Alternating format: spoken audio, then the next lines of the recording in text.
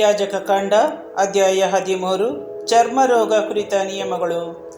ಸರ್ವೇಶ್ವರ ಸ್ವಾಮಿ ಮೋಶೆ ಆರೋನರಿಗೆ ಹೇಳಿದ್ದೇನೆಂದರೆ, ಒಬ್ಬ ವ್ಯಕ್ತಿಯ ಮೈ ಮೇಲೆ ಬಾವಾಗಲಿ ಗುಳ್ಳೆಯಾಗಲಿ ಹೊಳೆಯುವ ಮಚ್ಚೆಯಾಗಲಿ ಕಾಣಿಸಿಕೊಂಡು ಅದರಲ್ಲಿ ಕುಷ್ಠರೋಗದ ಲಕ್ಷಣಗಳು ತೋರಿದರೆ ಅವನನ್ನು ಮಹಾಯಾಜಕ ಆರೋನನ ಬಳಿಗೆ ಇಲ್ಲವೇ ಆರೋನನ ಮಕ್ಕಳಾದ ಯಾಜಕರಲ್ಲಿ ಒಬ್ಬನ ಬಳಿಗೆ ಕರೆದುಕೊಂಡು ಬರಬೇಕು.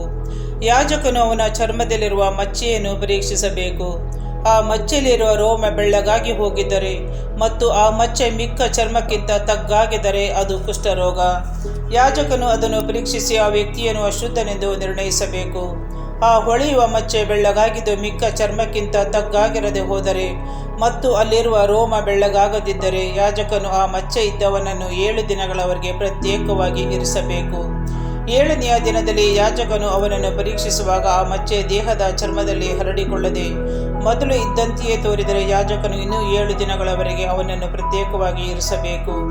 ಆ 7 ದಿನಗಳಾದ ಮೇಲೆ ಯಾಜಕನ ಮತ್ತೆ ಅವನನ್ನು ಪರೀಕ್ಷಿಸುವಾಗ ಆ ಮಚ್ಚೆ ದೇಹದ ಚರ್ಮದಲ್ಲಿ ಹರಡಿಕೊಳ್ಳದೆ ಮೊಬ್ಬಾಗಿದ್ದರೆ ಯಾಜಕನು ಅದು ಕೇವಲ ಗುಳ್ಳೆ ಎಂದು ತಿಳಿದು ಅವನನ್ನು ಶುದ್ಧನೆಂದು ನಿರ್ಣಯಿಸಬೇಕು. ಅವನು ತನ್ನ ಬಟ್ಟೆಗಳನ್ನು ಒಗೆದುಕೊಂಡು ಶುದ್ಧನಾಗುವನು.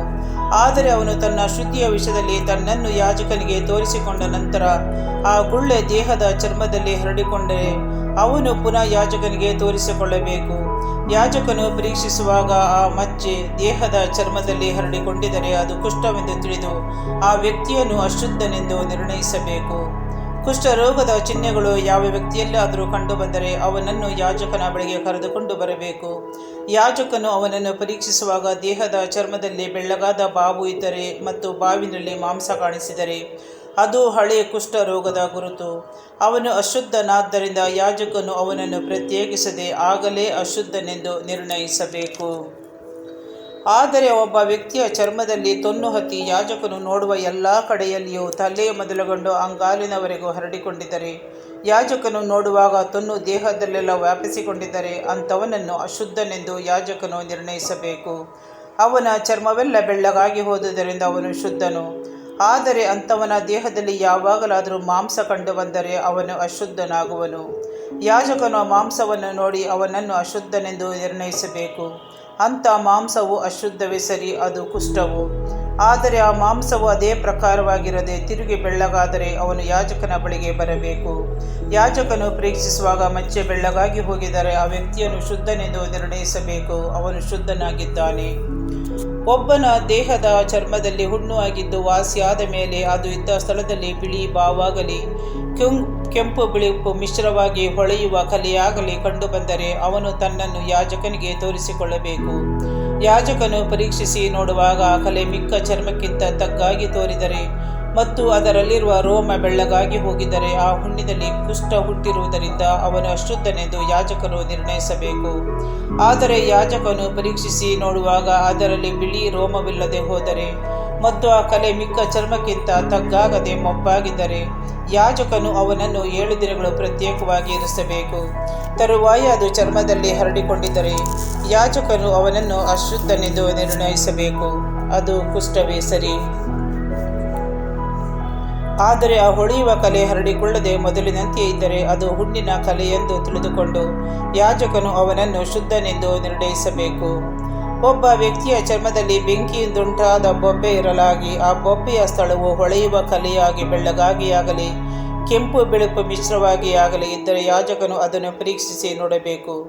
ಅವನು ನೋಡುವಾಗ ಹೊಳೆಯುವ ಕಲೆಯಲ್ಲಿರುವ ರೋಮವು ಬೆಳ್ಳಗಾಗಿ ಹೋಗಿದ್ದರೆ ಮತ್ತು ಆ ಕಲೆಯು ಮಿಕ್ಕ ಚರ್ಮಕ್ಕಿಂತ ತಗ್ಗಾಗಿ ತೋರಿದರೆ ಅದು ಆ ಬೊಬ್ಬೆಯಲ್ಲಿ ಹುಟ್ಟಿದ ಕುಷ್ಠವೆಂದು ತಿಳಿದು ಯಾಜಕನು ಅವನನ್ನು ಅಶುದ್ಧನೆಂದು ನಿರ್ಣಯಿಸಬೇಕು. ಆದರೆ ಯಾಜಕನು ಪರೀಕ್ಷಿಸುವಾಗ ಹೊಳೆಯುವ ಕಲೆಯಲ್ಲಿ ಬಿಳಿ ರೋಮವಿಲ್ಲದೆ ಹೋದರೆ ಮತ್ತು ಅದು ಮಿಕ್ಕ ಚರ್ಮಕ್ಕಿಂತ ತಗ್ಗಾಗಿ ತೋರದೆ ಮೊಬ್ಬಾಗಿ ಹೋಗಿದ್ದರೆ ಯಾಜಕನು ಅವನನ್ನು 7 ದಿನಗಳ ತನಕ ಪ್ರತ್ಯೇಕವಾಗಿರಿಸಬೇಕು. 7ನೆಯ ದಿನದಲ್ಲಿ ಯಾಜಕನು ಅವನನ್ನು ನೋಡುವಾಗ ಅದು ಚರ್ಮದಲ್ಲಿ ಹರಡಿಕೊಂಡಿದ್ದರೆ ಅದು ಕುಷ್ಠರೋಗವೆಂದು ತಿಳಿದು ಅವನನ್ನು ಅಶುದ್ಧನೆಂದು ನಿರ್ಣಯಿಸಬೇಕು. ಆ ಹೊಳೆಯುವ ಕಲೆಯು ಚರ್ಮದಲ್ಲಿ ಹರಡಿಕೊಳ್ಳದೆ ಮೊದಲಿನಂತೆಯೇ ಇದ್ದು ಮೊಬ್ಬಾಗಿ ಹೋಗಿದ್ದರೆ ಅದು ಬೆಂಕಿ ಸುಟ್ಟ ಬೊಬ್ಬೆ ಎಂದು ತಿಳಿದು ಯಾಜಕನು ಅವನನ್ನು ಶುದ್ಧನೆಂದು ನಿರ್ಣಯಿಸಬೇಕು. ಹೆಂಗಸಿನ ತಲೆಯಲ್ಲಾಗಲಿ ಗಂಡಸಿನ ತಲೆಯಲ್ಲಿ ಅಥವಾ ಗಡ್ಡದಲ್ಲಾಗಲಿ ಕಲೆ ಉಂಟಾದರೆ ಯಾಜಕನು ಅದನ್ನು ಪರೀಕ್ಷಿಸಿ ನೋಡಬೇಕು. ಆಗ ಅದು ಮಿಕ್ಕ ಚರ್ಮಕ್ಕಿಂತ ತಗ್ಗಾಗಿ ತೋರಿದರೆ ಮತ್ತು ಅದರಲ್ಲಿ ಹಳದಿ ಬಣ್ಣವುಳ್ಳ ಸಣ್ಣ ಕೂದಲು ಇದ್ದರೆ ಅದು ತಲೆಯಲ್ಲಾಗಲಿ ಗಡ್ಡದಲ್ಲಾಗಲಿ ಉಂಟಾದ ಕುಷ್ಠವನ್ನು ಸೂಚಿಸುವಂಥದ್ದು ಆಗಿರುವುದರಿಂದ ಯಾಜಕನು ಅಂಥವನನ್ನು ಅಶುದ್ಧರೆಂದು ನಿರ್ಣಯಿಸಬೇಕು. ಯಾಜಕನು ಆ ಇಸಬನ್ನು ನೋಡುವಾಗ ಅದು ಮಿಕ್ಕ ಚರ್ಮಕ್ಕಿಂತ ತಗ್ಗಾಗಿ ತೋರದೆ ಹೋದಾಗ್ಯೂ ಅದು ಇರುವ ಕಡೆ ಕರೆ ಕೂದಲು ಇಲ್ಲದಿದ್ದರೆ ಯಾಜಕನು ಅವನನ್ನು 7 ದಿನಗಳ ತನಕ ಪ್ರತ್ಯೇಕವಾಗಿ ಇರಿಸಬೇಕು.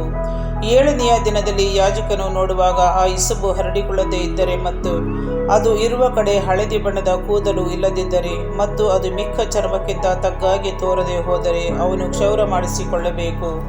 ಆ ಇಸುಬ ಇರುವ ಭಾಗವನ್ನು ಮಾತ್ರ ಕ್ಷೌರ ಮಾಡಿಸಿಕೊಳ್ಳಬಾರದು. ಯಾಜಕನು ಅವನನ್ನು ಇನ್ನೂ 7 ದಿನಗಳವರೆಗೂ ಪ್ರತ್ಯೇಕಿಸಬೇಕು. 7ನೆಯ ದಿನದಲ್ಲಿ ಯಾಜಕನು ಪುನಃ ಇಸಬನ್ನು ನೋಡುವಾಗ ಅದು ಚರ್ಮದಲ್ಲಿ ಹರಡಿಕೊಳ್ಳದೆ ಹೋಗಿದ್ದರೆ ಮಿಕ್ಕ ಚರ್ಮಕ್ಕಿಂತ ತಗ್ಗಾಗಿ ತೋರದೆ ಹೋದರೆ ಯಾಜಕನು ಅವನನ್ನು ಶುದ್ಧನೆಂದು ನಿರ್ಣಯಿಸಬೇಕು. ಅವನು ತನ್ನ ಬಟ್ಟೆಗಳನ್ನು ಒಗೆದುಕೊಂಡಾಗ ಶುದ್ಧನಾಗುವನು. ಆದರೆ ಅವನು ಶುದ್ಧನೆಂದು ನಿರ್ಣಯಿಸಲ್ಪಟ್ಟ ಮೇಲೆ ಆ ಇಸುಬು ಚರ್ಮದಲ್ಲಿ ಹರಡಿಕೊಂಡರೆ ಯಾಜಕನು ಅವನನ್ನು ಪರೀಕ್ಷಿಸಬೇಕು. ಆದರೆ ಹಳದಿ ಬಣ್ಣದ ಕೂದಲು ಇದೆಯೋ ಇಲ್ಲವೆಂದು ನೋಡಬೇಕಾದ ಅಗತ್ಯವಿಲ್ಲ, ಅವನು ಅಶುದ್ಧನೇ. ಇಸುಬು ಮೊದಲು ಇದ್ದಂತೆಯೇ ಇದ್ದುದರಲ್ಲಿ ಕರಿ ಕೂದಲು ಹುಟ್ಟಿದ್ದರೆ ಅದು ವಾಸಿಯಾಗಿದೆ, ಅವನು ಶುದ್ಧನು. ಯಾಜಕನು ಅವನನ್ನು ಶುದ್ಧನೆಂದು ನಿರ್ಣಯಿಸಬೇಕು. ಗಂಡಸಿಗಾಗಲಿ ಹೆಂಗಸಿಗಾಗಲಿ ಚರ್ಮದಲ್ಲಿ ಹೊಳೆಯುವ ಬಿಳುಪಾದ ಕಲೆಗಳು ಅಲ್ಲಲ್ಲಿ ಹುಟ್ಟಿದರೆ ಯಾಜಕನು ಅವುಗಳನ್ನು ಪರೀಕ್ಷಿಸಬೇಕು. ಆ ಹೊಳೆಯುವ ಕಲೆಗಳು ಮಬ್ಬಾದ ಬಿಳಿ ಬಣ್ಣದ್ದಾಗಿದ್ದರೆ ಅದು ದೇಹದ ಚರ್ಮದಲ್ಲಿ ಹುಟ್ಟಿದ ಚಿಬ್ಬು, ಅವನು ಶುದ್ಧನು. ಒಬ್ಬ ವ್ಯಕ್ತಿಯ ತಲೆಯ ಕೂದಲು ಉದುರಿ ಹೋದುದರಿಂದ ಬೋಳು ತಲೆಯವನಾದರೂ ಅವನು ಶುದ್ಧನೇ. ಮುಂದಲೆಯ ಕೂದಲು ಉದುರಿದರೆ ಅವನು ಪಟ್ಟೆ ತಲೆಯವನಾದರೂ ಶುದ್ಧನೇ. ಆದರೆ ಬೋಳು ತಲೆಯಲ್ಲಾಗಲಿ ಪಟ್ಟೆ ತಲೆಯಲ್ಲಾಗಲಿ ಕೆಂಪು ಬಿಳುಪು ಮಿಶ್ರವಾದ ಮಚ್ಚೆ ಹುಟ್ಟಿದರೆ ಅದು ಕುಷ್ಠವೇ. ಯಾಜಕನು ಅವನನ್ನು ಪರೀಕ್ಷಿಸಬೇಕು. ಆಗ ಅದರಿಂದುಂಟಾದ ಬಾವು ಕೆಂಪು ಬಿಳುಪು ಮಿಶ್ರವಾಗಿ ಚರ್ಮದಲ್ಲಿನ ಕುಷ್ಠದಂತೆ ತೋರಿದರೆ ಅವನು ಕುಷ್ಠರೋಗಿ, ಅಶುದ್ಧನು. ಅವನ ತಲೆಯ ಮೇಲೆ ಕುಷ್ಠದ ಗುರುತು ಕಾಣಿಸಿದ್ದರಿಂದ ಅವನು ಅಶುದ್ಧನೆಂದು ಯಾಜಕನು ನಿರ್ಣಯಿಸಬೇಕು. ಯಾರಲ್ಲಿ ಕುಷ್ಠದ ಗುರುತು ಕಾಣಬಂತೋ ಆ ವ್ಯಕ್ತಿ ತನ್ನ ಬಟ್ಟೆಗಳನ್ನು ಹರಿದುಕೊಂಡು ತಲೆಯನ್ನು ಕೆದರಿಕೊಂಡು ಬಾಯಿಯನ್ನು ಬಟ್ಟೆಯಿಂದ ಮುಚ್ಚಿಕೊಂಡು ನಾನು ಅಶುದ್ಧನು ಅಶುದ್ಧನು ಎಂದು ಕೂಗಿಕೊಳ್ಳಬೇಕು. ಆ ರೋಗದ ಗುರುತುಗಳು ಅವನಲ್ಲಿ ಇರುವ ದಿನಗಳಲ್ಲೆಲ್ಲ ಅವನು ಅಶುದ್ಧನಾಗಿರುವನು. ಅವನು ಅಶುದ್ಧನಾದುದರಿಂದ ಪ್ರತ್ಯೇಕವಾಗಿಯೇ ವಾಸವಾಗಿರಬೇಕು. ಅವನ ನಿವಾಸ ಪಾಳೆಯದ ಹೊರಗೆ ಇರಬೇಕು. ಕುಷ್ಠ ಸೋಂಕಿದ ಬಟ್ಟೆ ಬರೆ. ಕುಷ್ಠ ರೋಗದ ಗುರುತು ಬಟ್ಟೆಯಲ್ಲಿ ಕಂಡು ಬಂದಾಗ ಅದು ಉಣ್ಣೆಯ ಬಟ್ಟೆಯಾಗಲಿ ನಾರಿನ ಬಟ್ಟೆಯಾಗಲಿ ನಾರಿನ ಅಥವಾ ಉಣ್ಣೆಯ ನೇಯ್ಗೆಯಲ್ಲಾಗಲಿ ಹೆಣಿಗೆಯಲ್ಲೇ ಆಗಲಿ ಇಲ್ಲವೇ ತೊಗಲಿನಲ್ಲಾಗಲಿ ತೊಗಲಿನಿಂದ ಮಾಡಲ್ಪಟ್ಟ ವಸ್ತುವಿನಿಂದಲ್ಲಾಗಲಿ ಆ ಬಟ್ಟೆ ತೊಗಲು ಹಾಸು ಹೊಕ್ಕು ತೊಗಲಿನ ಸಾಮಾನುಗಳಲ್ಲಿ ಹಸುರಾಗಿ ಇಲ್ಲವೇ ಕೆಂಪಾಗಿ ಮಚ್ಚೆ ಕಾಣಿಸಿದರೆ ಅದು ಕುಷ್ಠದ ಗುರುತು. ಅದನ್ನು ಯಾಜಕನಿಗೆ ತೋರಿಸಬೇಕು. ಯಾಜಕನು ಅದನ್ನು ನೋಡಿ 7 ದಿನಗಳವರೆಗೆ ಪ್ರತ್ಯೇಕವಾಗಿ ಇರಿಸಬೇಕು. 7ನೆಯ ದಿನದಲ್ಲಿ ಅವನು ಅದನ್ನು ನೋಡುವಾಗ ಬಟ್ಟೆಯ ನೇಯ್ಗೆಯಲ್ಲಾಗಲಿ ಹೆಣಿಗೆಯಲ್ಲಾಗಲಿ ಇಲ್ಲವೇ ಯಾವುದಾದರೂ ಒಂದು ಕೆಲಸಕ್ಕೆ ಉಪಯೋಗ ಆಗಿರುವ ತೊಗಲಿನಲ್ಲಿ ಆ ಮಚ್ಚೆ ಹರಡಿಕೊಂಡಿದ್ದರೆ ಅದು ಪ್ರಾಣಕ್ಕೆ ಅಪಾಯಕರವಾದ ಕುಷ್ಠವೇ. ಆ ವಸ್ತು ಅಶುದ್ಧ. ಆ ವಸ್ತುವು ಬಟ್ಟೆಯಾದರೂ ನೇಯ್ಗೆಯಾದರೂ ಹೆಣಿಗೆಯಾದರೂ ಉಣ್ಣೆಯದಾದರೂ ನಾರಿನದಾದರೂ ತೊಗಲಿನದಾದರೂ ಅದರಲ್ಲಿ ಪ್ರಾಣಕ್ಕೆ ಅಪಾಯಕರವಾದ ಕುಷ್ಠವಿರುವುದರಿಂದ ಅದನ್ನು ಬೆಂಕಿಯಿಂದ ಸುಡಿಸಿಬಿಡಬೇಕು. ಆದರೆ ಯಾಜಕನು ಪರೀಕ್ಷಿಸುವಾಗ ವಸ್ತುವಿನಲ್ಲಿ ಅಂದರೆ ಆ ಬಟ್ಟೆ ನೇಯ್ಗೆ ಹೆಣಿಗೆ ತೊಗಲಿನ ಸಾಮಾನು ಇವುಗಳಲ್ಲಿ ಆ ಮಚ್ಚೆ ಹರಡಿಕೊಳ್ಳದಿದ್ದರೆ ಅದನ್ನು ನೀರಿನಿಂದ ತೊಳೆಯಬೇಕೆಂದು ಯಾಜಕನು ಅಪ್ಪಣೆ ಕೊಟ್ಟು ಇನ್ನೂ 7 ದಿನಗಳ ತನಕ ಅದನ್ನು ಪ್ರತ್ಯೇಕವಾಗಿ ಇರಿಸಬೇಕು. ಆ ಮಚ್ಚೆ ಇದ್ದ ವಸ್ತುವನ್ನು ತೊಳೆಸಿದ ಮೇಲೆ ಯಾಜಕನು ನೋಡುವಾಗ ಆ ಮಚ್ಚೆಯು ಹರಡಿಕೊಳ್ಳದೇ ಇದ್ದಾಗ್ಯೂ ಅದರ ಬಣ್ಣ ಮೊದಲಿನಂತೆಯೇ ಇದ್ದರೆ ಆ ವಸ್ತು ಅಶುದ್ಧ. ಕುಷ್ಠ ರೋಗದ ಗುರುತು ಅದರ ಮೇಲಿನ ಕಡೆಯಿಂದಾಗಲಿ ಕೆಳಗಿನ ಕಡೆಯಿಂದಾಗಲಿ ಆ ವಸ್ತುವಿನೊಳಗೆ ವ್ಯಾಪಿಸಿದ್ದರಿಂದ ಅದನ್ನು ಬೆಂಕಿಯಿಂದ ಸುಟ್ಟು ಬಿಡಬೇಕು. ಆದರೆ ತೊಳೆದ ಬಟ್ಟೆಯನ್ನು ಯಾಜಕನು ನೋಡುವಾಗ ಅದರಲ್ಲಿದ್ದ ಮಚ್ಚೆ ಮಬ್ಬಾಗಿ ಹೋಗಿದ್ದರೆ ಅವನು ಆ ಮಚ್ಚೆ ಇರುವ ಭಾಗವನ್ನು ಬಟ್ಟೆಯಿಂದಾಗಲಿ ತೊಗಲಿನಿಂದಾಗಲಿ ನೇಯ್ಗೆಯಿಂದಾಗಲಿ ಹೆಣಿಗೆಯಿಂದಾಗಲಿ ಕತ್ತರಿಸಿ ಬಿಡಬೇಕು. ಆ ಮೇಲೆಯೂ ಕುಷ್ಠದ ಮಚ್ಚೆ ಆ ಬಟ್ಟೆಯಲ್ಲಾಗಲಿ ನೇಯ್ಗೆಯಾಗಲಿ ಹೆಣಿಗೆಯಲ್ಲಾಗಲಿ ತೊಗಲಿನ ಸಾಮಾನಿನಲ್ಲಾಗಲಿ ಕಂಡುಬಂದರೆ ಕುಷ್ಠರೋಗವು ಇನ್ನೂ ಅದರಲ್ಲಿ ಉಂಟೆಂದು ತಿಳಿದುಕೊಳ್ಳಬೇಕು. ಆ ಮಚ್ಚೆ ಇರುವ ವಸ್ತುವನ್ನು ಬೆಂಕಿಯಿಂದ ಸುಟ್ಟು ಬಿಡಬೇಕು. ಆ ಬಟ್ಟೆಯಲ್ಲಾಗಲಿ ನೇಯ್ಗೆಯಲ್ಲಾಗಲಿ ಹೆಣಿಗೆಯಲ್ಲಾಗಲಿ ತೊಗಲಿನ ಸಾಮಾನಿನಲ್ಲಾಗಲಿ ತೊಳೆದ ನಂತರ ಆ ಮಚ್ಚೆ ಕಾಣದೆ ಹೋದರೆ ಅದನ್ನು 2ನೆಯ ಸಾರಿ ತೊಳೆಯಬೇಕು. ಆಗ ಅದು ಶುದ್ಧವಾಗುವುದು. ಉಣ್ಣೆ ಬಟ್ಟೆಯಲ್ಲಾಗಲಿ ನಾರಿನ ಬಟ್ಟೆಯಲ್ಲಾಗಲಿ ನೇಯ್ಗೆಯಲ್ಲಾಗಲಿ ಹೆಣಿಗೆಯಲ್ಲಾಗಲಿ ತೊಗಲಿನ ಸಾಮಾನಿನಲ್ಲಾಗಲಿ ಕಾಣಬಂದ ಕುಷ್ಠದ ಗುರುತಿನ ವಿಷಯವಾದ ವಿಧಿ ಇದೆ. ಅದು ಶುದ್ಧವೆಂದು ನಿರ್ಣಯಿಸಬೇಕು, ಅಶುದ್ಧವೆಂದು ನಿರ್ಣಯಿಸಬೇಕು ಎಂಬುದು ಇದರಿಂದ ತಿಳಿಯುವುದು.